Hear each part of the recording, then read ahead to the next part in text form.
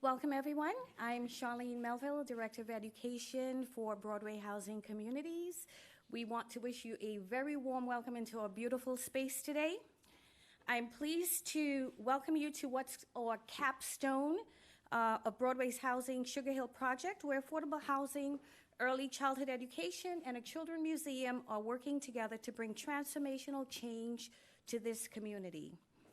In 2014, with the support of New York City's Pre-K-4 program and the generosity of several private funders, including Viking Global, A.L. Mailman Foundation, West Harlem Development Corp., and others, the Sugar Hill Museum Preschool opened its doors to 54 four-year-olds from this very community. This year, we are proud to be able to provide 138 children from birth through 5 with the resources and support that will prepare them for a lifetime of growth and success. As you can see, we have room for more, and we look forward to filling all those seats. We're also grateful to Steve Barnett and his colleagues at NEAR for their tireless advocacy and support of our work, and to Mayor de Blasio, who, for believing that all children deserve the same early, healthy start in life, and for making that dream into a reality. Each day we see the difference pre-K makes for our four-year-olds. Just look around you. That's why we look forward to celebrating the day when families don't have to win the lottery in order to provide high-quality early education for their children, and the day when pre-K is for 3-year-olds as well. So we hope you're working on that funding.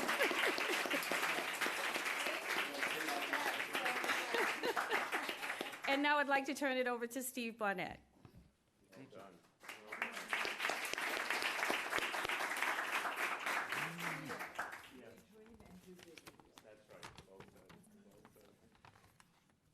Good afternoon. I'm Dr. Stephen Barnett. I'm Director of the National Institute for Early Education Research at Rutgers University and an author of the report, The State of Preschool 2015, that we're releasing today.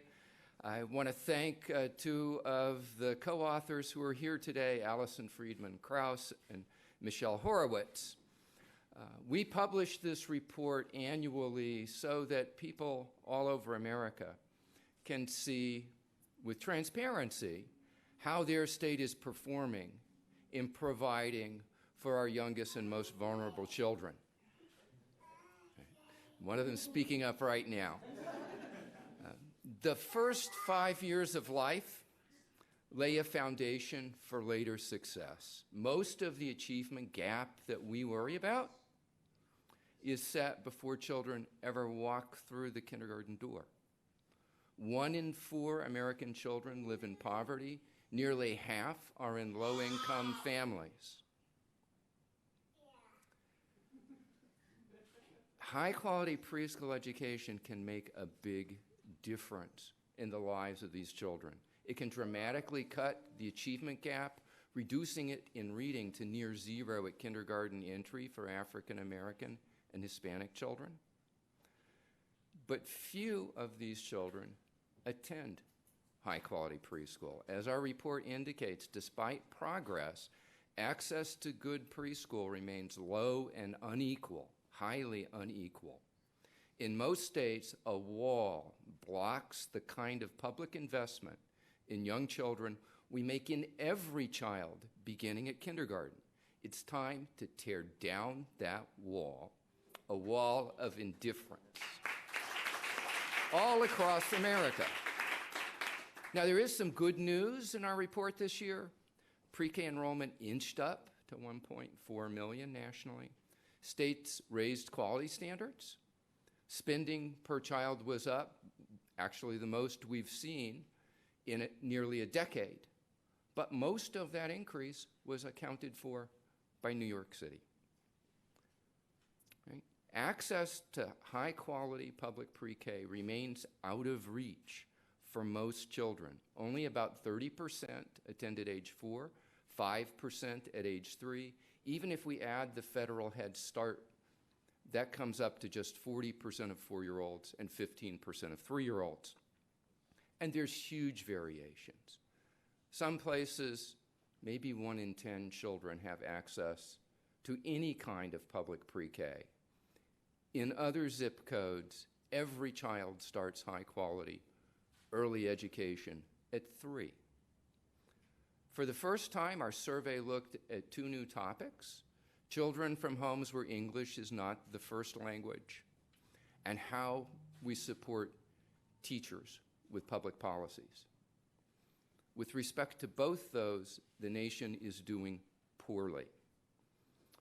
Most states do little to support English language learners in the years before kindergarten, and these children are less likely to be enrolled at all in state pre-K.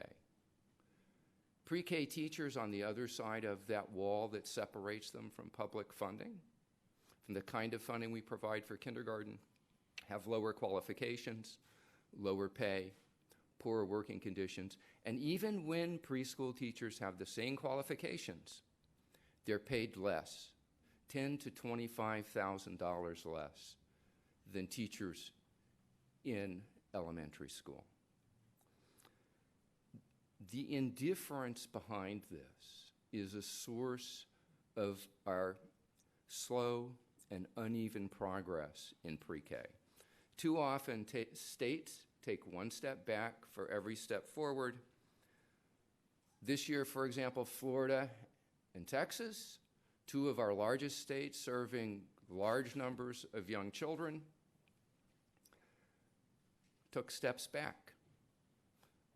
They cut funding, they cut enrollment, and they remained mired at the bottom in terms of quality standards.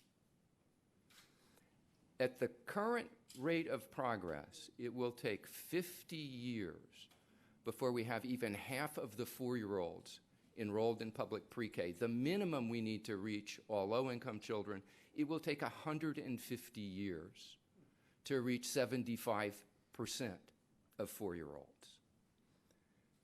Now, New York, the 3rd largest population of young children, is a different story.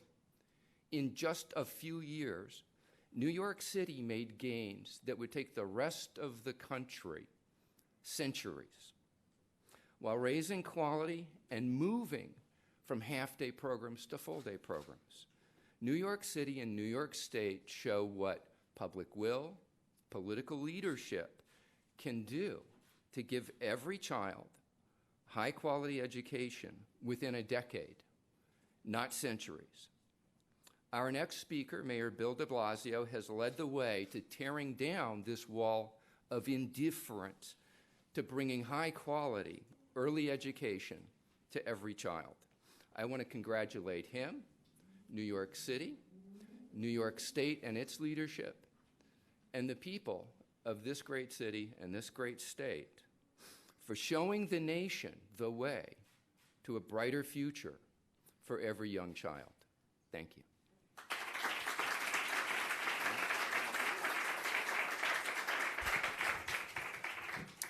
Mayor Bill de Blasio. Yes, hello. Why haven't you fired the NYPD officers who illegally entered Marley Graham's home, murdered him in cold blood, and then went on to assault his mother and his grandmother? I have a 5-year-old brother, and he asked me if Black Lives Matter to you. Do they? Yes, they Will do. you not? Will you lead with her? We're not Again, going to stop interrupting her. We're here to talk about pre-K, and we want, it's very important to the children of our city. It is an important issue. We won't stop calling your office until you make this. We are going to address the issue. Look her in the eye. Again, we're addressing the issue. There is a process. Right now, we're here to talk about pre-K. A phone meeting is not enough. Thank you. He died in the hands of the NYPD, and you're still not arresting them. Do you not care about Black Lives? Thank you very much. Many voices speaking out today.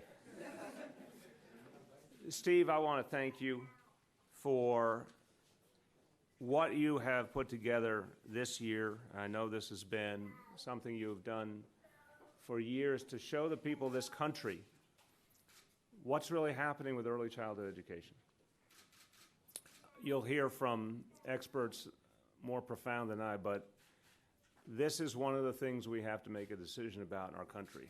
If we are focused on early childhood education, then we're seriously trying to reach our young people and give them a good future. If we're ignoring early childhood education, then we're actually not trying to fix our schools and create a more fair and just society. It's as simple as that. You can't talk about economic fairness, you can't talk about opportunity, you can't talk about a quality education if you're not talking about early childhood education. And that is part of what animated our work here in this city, to be honest and straightforward with the people of New York City that the only way we could start down a road of a bigger set of changes in our schools was to get right the foundational level, and that was pre-K. Doing pre-K in a truly universal fashion opened the door to so many of the other changes we have to make. So Steve, thank you and everyone at NEAR for the work you do, for drawing the nation's attention to the topic of early childhood education, and for making clear that we have so much to do in this country. It's a call to arms. I'm very proud for New York City that we were featured in your report this year. I hope the lessons we've learned can be valuable to people all over the country, because it did not come easy here. But I can say we knew it was an imperative. We knew it had to be done, and that made all the difference. And I want to thank a lot of people in this room who supported us every step of the way. I want to thank all the folks who are part of today's event. Charlene, thank you for your very kind comments about what we're doing here. Congratulations on all the good work happening in this beautiful facility. Thank you for pitching the 3-year-old issue too, which we care about too.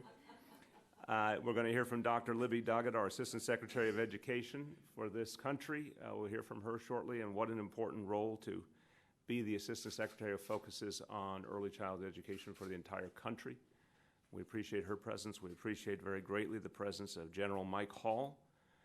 And I asked him why someone with a military background is focused on pre-K, and I think his answer is going to be very illuminating to everyone and certainly rings an important note for me. And my dear friend Randy Weingarten, we have worked on issues of education together for many years. We both at times have been so frustrated at what could be done if only we focused, if only we had the will, if only we put the priorities in the right place. So Randy, I know how much you believed in this. I know how much you thought it could be done, and you certainly can testify to the enthusiasm our educators have had for going to someplace in New York City never reached before and really having full-day pre-K for every single child. Now, so much credit belongs, thank you, so much credit belongs to two people in the room. First, I want to talk about Councilmember Mark Levine. I'm going to use him as a representation of the entire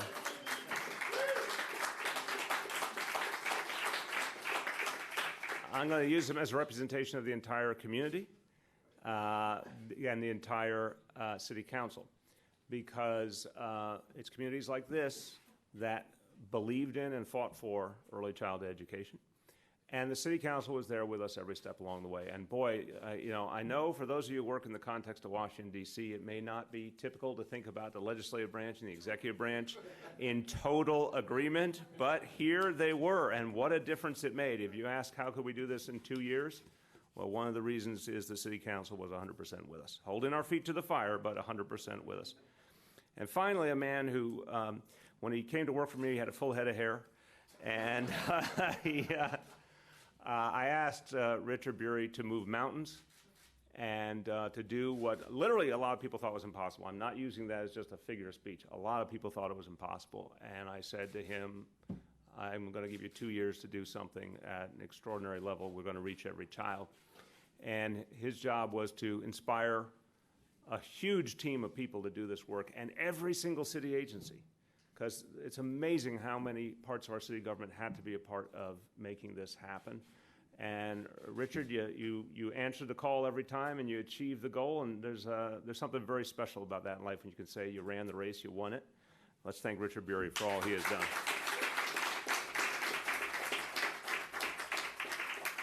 So I'm going to be very, very quick. Simple phrase I use: education determines economic destiny today more than any time in human history. It's very simple, very straightforward, very provable point. When I was growing up, I just had a birthday. I'm not going to talk about being 55. I find it very strange, but I'm 55. I come from a generation that a lot of the young people I went to high school with, that high school degree was going to be all they needed. And there were lots of decent paying jobs that, you know, you could go to work for a single company and stay there for a lifetime and put food on the table, and that was fine. I feel like I come from an entirely different time in history compared to what young people today are facing, where they need the highest possible level of education they can reach, and they need that pre-K to 12 education to do a lot for them. And they need maximum access to higher education if they're going to be viable in today's economic reality, if they're going to get the kind of jobs you can actually take care of a family on. Well, once you know that, you understand pre-K takes on added meaning. It's not just about someone developing, a young child developing to their fullest, learning how to work well and play well with others and all those great things, but it's also about the recognition if you don't reach them at 4 years old, for so many of our kids, they literally will not have another chance to reach their full potential. Like, that is the break point. So we owe it to our children for so many reasons, including the world that has changed around us. It demands a different approach. Now, I can tell you that it means so much to families because they save a huge amount of money if they know there's full-day pre-K for free for their child. It takes a huge burden off a family with a single child, but a family with multiple children, it can make a massive difference, especially in a city where a very, very large percentage of New Yorkers are just trying to make ends meet all the time. But the economic impact down the line for that child, when they benefit from early childhood education, get a good education, then can be viable in the modern economy, it pays off so many times over. So we know this is a difference maker, and then it's simply a matter, as we talked about, will? Well, we looked at the numbers. When I came into office, there were about 20,000 kids in full-day pre-K. We knew there were tens of thousands more who needed it. So we said, how fast can we do it? We said the first year we believed we could top 50,000. We got to 53,000. We said the second year we had to get as high as we could. Anyone who shows up gets a seat, literally guaranteed free seat. We reached it, 68,500 kids in full-day pre-K in this city. More children than in the entire school system of San Francisco, just in pre-K here in this city. And it took so much work to open up the facilities and hire the teachers and prepare the curriculum and inform the parents, but it was worth every penny. It was worth all the effort. 245 new early childhood centers were opened up as part of this process. They were locations that existed before, but we had to make sure they could house our pre-K programs. 245 different locations that first year. 3 of those classrooms were right here at Sugar Hill Museum Preschool. And if you talk about if you build it, they will come, the response from communities was amazing. Parents lit up at the possibility. And the word of mouth and the enthusiasm was extraordinary. We heard so many stories of parents telling their fellow parents, even ones who wouldn't have considered pre-K for their child, you need to do this. It's going to make a huge difference for your child's life. And that's why it grew so fast. So we got it done, and I want to say a very timely point as we're having discussions in our state capitol. We got it done because there was a clear chain of command. We had mayoral control of education. We could literally give an order in City Hall, this must happen, and every agency moved to make it happen. I see we're joined by Deputy Chancellor of the Department of Education, Josh Wallach, another one of the key figures in creating pre-K. Well, he would get that call. You get a round of applause too, Josh. When Josh Wallach would get the call at the Department of Education that we have to have 53,000 kids in pre-K by September 4th, he didn't say, well, let me go check with, different boards and different layers of bureaucracy and let me get my form signed in triplicate. He said, I got it. And that's what mayoral control of education allowed us to do, to forcefully move this agenda. So we're very proud of what we've done here. It's one of the prime ways we address inequality. It's one of the prime ways we open up opportunity. We are enthusiastic to work with our colleagues around the country to help build their efforts and to show them what works and to show them the areas that we're learning from and to learn from them. And we hope that what's happened here can be a proof point that this should transcend all politics. It should transcend all geography. It shouldn't matter what party you're from or what state you're from. It should be a national obligation to reach full-day pre-K for every child in this country so we can really move forward. Thank you. Who's up next? Are you ready to see me, or?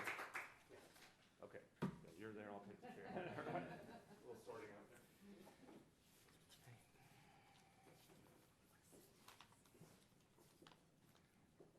there. Our next speaker this morning is Randy Weingarten, president of the 1.6 million member American Federation of Teachers. I'm not going to give an extended introduction, but she is a lifelong champion, not just of teachers, but of children, right? And that's where her championship for teachers come from her emphasis on children and families, and she's been a leader in early education. Thank you very much for being here.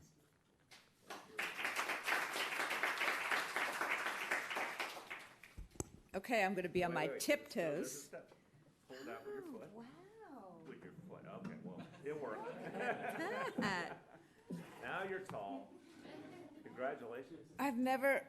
Oh my God! Is this birthday boy how you see the world? I actually Wow, even higher. it's amazing. Okay, welcome to the mid-50s.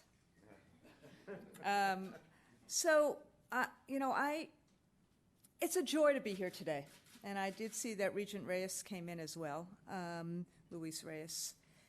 And it's a joy to be here because in a country that is very, very polarized about lots of different things, when you have big dreams and can actually do what you say you're going to do, it is a moment to actually say thank you.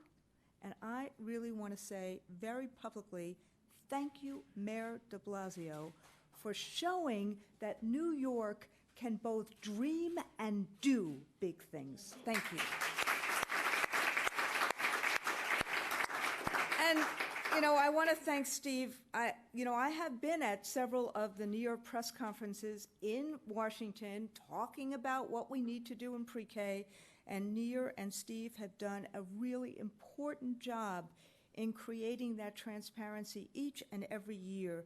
And I am once again happy to be part of a release that is focusing on a place that has really done this right, even though we have lots of things to do, done this right. But thank you, Steve. And Steve is also a member of the AFT, which I am very proud about. But the points I want to raise are this. This is an audience of a lot of people who know each other for a long time, who advocated for pre-K for a long time. And then we advocated for full-day pre-K. And people thought it was a soundbite. Yes, it's a nice little soundbite, but it's a win-win-win situation if you think about it. Full day helps families, as the mayor just said, in terms of funding, which is huge and necessary.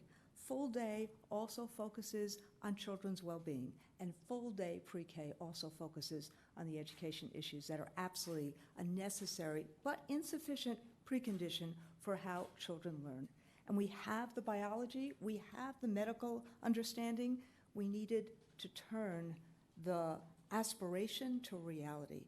And that's why I want to thank New York, because that New York under Mayor de Blasio, and he knew that I was a skeptic, but it was that kind of dogged determination that this would really happen on something that was so, so important. And I've watched it from all sides in New York, and I've watched it from all sides nationally. Now, we know that there are still issues and problems on issues such as making sure that there is high quality pre-K, that there shouldn't be, this is a false, what Texas and others are doing, are they're falling into the trap of access versus quality. We need to have both. And that's what New York is trying to do. So I'm also very, very excited that New York is focusing on how to raise pay for pre-K teachers across the system. which goes hand in hand with raising qualifications that we're asking teachers to have. And the third piece that I'm very excited about is that you can't just throw people the keys and say, go do it. That may be a good Nike commercial, but I'm sure Nike doesn't even do it that way. We need targeted professional learning as well as real-time on-site support. So on the issue of pay, Steve is right. Across the country, we see that pre-K teachers get paid $10,000 to $30,000 less per year, including less benefits, than their primary school counterparts, even though many states require the same qualifications. Now, part of that is because many of their primary school counterparts have a union that has fought very hard to increase the pay to not even middle-class levels, but to increase that pay. We need to do the same, all of us, regardless of whether somebody is in a union or not in a union, in terms of pre-K teachers. And our union is part of that fight. And the last thing we need to do is we need to actually increase professional development and that kind of support. And that's something I know that Dr. Doggett and I have talked about for how many years? And I'm going to make an offer at this juncture on this, because you have to actually have, as my kids who I taught at Clara Barton High School used to say to me, Ms. Weingarten, you can't just talk the talk. You have to always walk the walk. By the way, it was in Brooklyn, not in Manhattan, but that's what they used to say. So we have at the AFT a sharing platform, a lesson sharing platform, which we invested mightily in, which is called Share My Lesson. Anybody can join for free. So this is the offer I make to the New York early childhood community. Any early childhood materials that we think are high quality, we'll put on that platform so that people can share all over. Anyone, anything that the community thinks is important. And we will not just share materials, but we have the capacity to do online web learning and all sorts of sharing in terms of community sharing. So that platform you should think of as a New York City jewel as well, and we would love to work with you in terms of how we expand online and also professional support for all the pre-K teachers in New York City. That's what it means to work as a community. Final thing I will say is this. Again, it is a false choice to pit access versus quality. We need to do both. The only way we will make sure that pre-K is that condition that is essential to ensuring that neither demography nor geography becomes destiny is that if we do both access, focus both on access and quality. And it's why AFT is doing this work with educators and parents in cities and states across the country, including New Mexico, Pittsburgh, Cincinnati, where we're doing this kind of work, and also, Mr. Deputy Mayor, linking pre-K expansion to community school work. We're doing that across the country as well. The progress we've seen in New York is life-changing. It's not just heartening, it's life-changing. I can't say it enough. And I'm glad to see in this report that we are finally starting to see an increased investment in pre-K and renewed focus on quality. And that's unfortunately, and fortunately, because of New York's input, unfortunately, because we haven't seen it enough in the rest of the country. But the truth is, as Steve said, and I'll conclude here, it would take 150 years to get 75% of 4-year-olds in America into pre-K at the rate we're doing. And so yesterday, I am glad that another New Yorker released a plan to get us there in 10 years, not in 150 years. That's more my speed.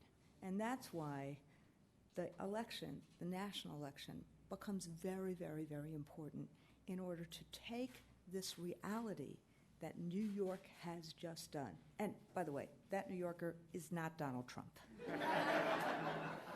Just in case you thought that it was. Wait a minute, who is she? You mean the only she that is running for president right now? There we go. So that is why we need to take this New York great experiment, this New York reality, and make it the reality for kids across the country. Again, thank you very much, Mr. Mayor, for having not only the dream, but the will to make this a reality. Thank you.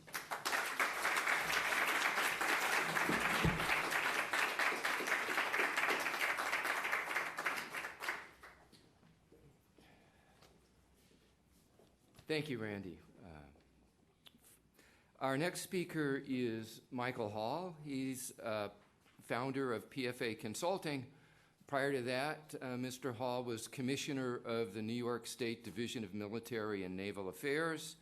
He has a distinguished career with 27 years in the Air Force. He served as Senior Allied Air Liaison Officer during the First Gulf War, and he attained the rank of Major General before retiring in 1995. He represents an organization called Mission Readiness. Thank you very much.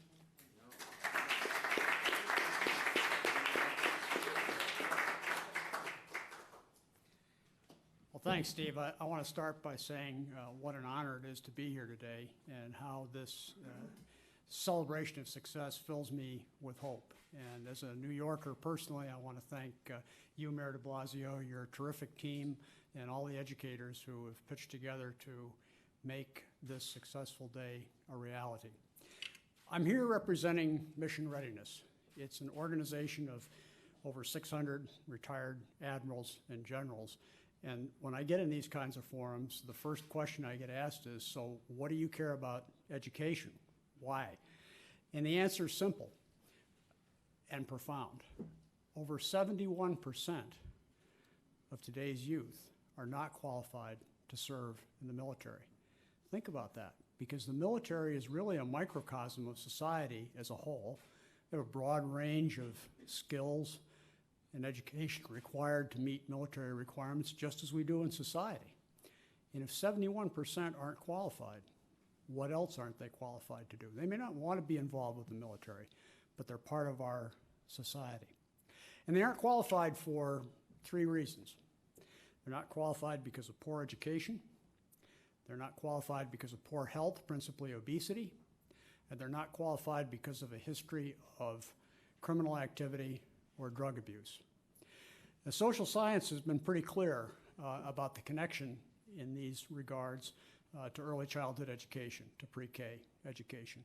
But if you think about it, it's simple and it's intuitive. When the starting gun goes off in first grade, you begin a lockstep march through the next 12 years that results in you're achieving or not, or failing to achieve recognition as a high school graduate, sort of the first real standard we have in education. If you're not prepared when that starting gun goes off, you're going to start to fall behind from the get-go. Maybe it's language skills, maybe it's an inability to think logically in mathematics, maybe it's poor health. And if, on the other hand, you get off to a good start, you're primed for success. And that's really what this gathering today is all about, is priming our young people for success. Because when you start to fail, you start to fall off the road. You start to feel bad about yourself. Your esteem goes down. You start to eat too much of the wrong food. Your weight goes up. Maybe later on, you turn to drugs to relieve the anxiety of your life, and then you turn to criminal activity to provide the drugs. It's really pretty simple and intuitive. And we here in this movement have an opportunity through the blessing of pre-K education, early childhood education, to address that social challenge at the linchpin of a young person's life and to give them the tools that they need to succeed. So as a New Yorker, it's a real honor to be here in the presence of Mayor de Blasio and his team in this great city, which has set the standard for our state and for our nation. There is no greater national security challenge that we face in this country than the one we're here to celebrate the success of today. So thank you, Mr. Mayor, for helping us to realize that it can be done and to imagine the possibilities.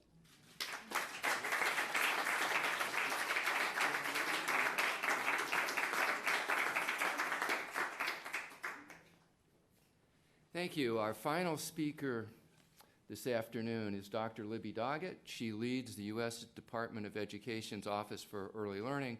She advises the department more broadly on early learning and development birth to 8. She began her career as a bilingual teacher. And So I'm delighted to have you here today. Thank you.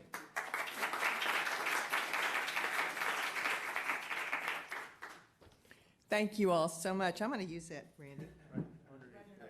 See it? I like to be. I'm not as short as Randy, but I'm delighted to be here to celebrate with you. And first, I'd like to thank Steve. He has done yeoman's work, as you've seen, for over a decade, turning out this report. And this report is not easy.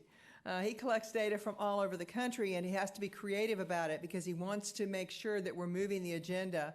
And to add teacher salaries and to add the dual language learners is so very, very important. So thank you very much for all you've done for years. Thank you, General, for what you said. He's really here on behalf of all of those folks that aren't advocates like me, but are the business leaders, the flag officers, the faith leaders, and the sports leaders who have come out and said, we know where the pipeline starts. It starts early, and we've got to do a better job. And they have really helped us turn the whole country around and really turn the attention on early learning in a way that hasn't happened before. So thank you, General, for what you do. And then I've been working with Randy for a long time because she was one of the few K-12 folks who got it, that pre-K wasn't taking away from K-12, but was providing the very foundation that's needed.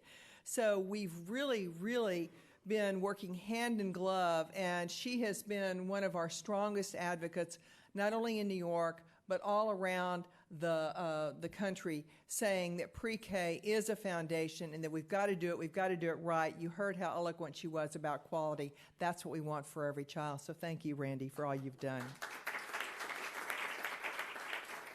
And then this is the first time I got to meet the mayor, but I've been following you very, very carefully. Sophia Pappas is one of my favorite people. She was our Pre-K Now blogger. I know those of you who are in the trenches know who gets the work done, and she's done an incredible job, and we've stayed in touch, and I've heard about the meetings and the hard work, and then I had the pleasure of presenting with the deputy mayor at South by Southwest in Austin, Texas a year ago. So I've really followed what I call the New York miracle. And it really is a miracle because it doesn't happen this way in most places. Even when there is a will, you don't see it happen this quickly. So it really is a miracle, and thank you and the other city council members and the members of the state board and the school board here for your leadership, because it is a true miracle, and it's setting us a standard for the rest of the country. So I'm here to celebrate. On the national level, we have some good things to celebrate. Not enough, but the president made a call to action a couple of years ago and wants preschool for all, and that includes some major funding in home visiting, which we need to support families. It includes the Head Start, early Head Start child care partnerships to improve the quality of infant toddler care, and preschool for every 4-year-old. He's also had a major call to action around child care. We need both. We've unfortunately just gotten a small down payment from Congress because Congress in Washington don't work quite like New York does. So we do have preschool development grants, and I'm glad to be in a state that had the sense to apply and wrote a wonderful application. 18 states have gotten money from the federal government. We're serving children, high-risk children in high-need communities in 250 areas around the country, 33,000, and that's not half of what you've done here, but 33,000 children are attending pre-K around the country now, full day, high quality, because of the preschool development grants. We've also gotten some new provisions in the Every Student Succeeds Act. Thank you, Randy. I know you helped that. If you'll look at that act, we've woven in early learning. So it's incumbent upon our leaders to look at that and look at the new opportunities that are there to provide early learning and use some of the Title I, Title II, Title III, and other funds in the Every Student Succeeds Act for early learning. We've also increased Head Start and child care, and they're very much a part of this system that we want to see. States have a lot to celebrate as well, not as much as as New York, but it's exciting to see states like Mississippi that hadn't done anything now are really realizing they've got to get started on preschool, and they've started with high quality, so that's really important. West Virginia is now one of the states that is getting high quality. I, of course, am from Texas. You can probably hear it in my accent. Unfortunately, Texas has fortunately, we have a large program. Unfortunately, it is the lowest quality program in the country because we haven't gotten it and we haven't made the commitment to our youngest children in our state. I'm excited to see that some of the cities are doing as New York has done, not quite on such a large scale, but they're making great progress. Cincinnati, Denver, Philadelphia, the mayor, I hope you've talked to him. He wants to do preschool as well. He wants to follow in your footsteps with the soda tax. Seattle passed a bond and is going to fund a preschool for 3s and 4s. And in my home city of Austin, we are now next year going to pull down the funding for 1,000 3-year-olds. So there are a number of cities around the country that are trying to follow in New York's footsteps. Obviously, everybody up here has called for more bold action, and that is what we need. On the federal level, we need to look at the Every Student Succeeds Act, but those are small down payments. We need bold action. We need to follow through and really make a commitment that school doesn't start at kindergarten. It starts much earlier with preschool. We need in each state to redouble their effort. The states aren't putting enough money in. And they've got to redouble their effort. We're acting on old research. We're acting as if learning starts at age 5, and we know it starts at birth. So we need to put money into preschool as well as the whole continuum. The inequity is pretty amazing. We have a new grandchild in our family, little Canyon. He's 9 months old. And I know that what he is going to get is going to be the very best preschool in Austin, Texas. And that's what we want for every single child, something that looks just like this. This is one of the best centers I've ever been in my life. So cities...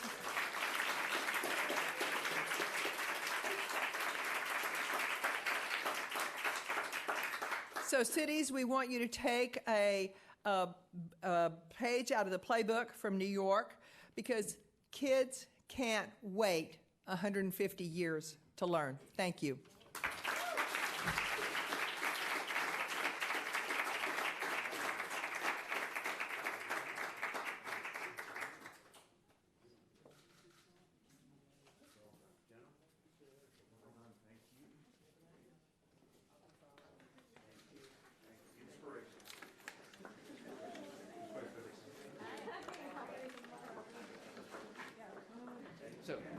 So thank you all. That concludes our program for this afternoon. You have our book, I hope. We're going to go read, right? Yep. You're right. Are you going to read it? I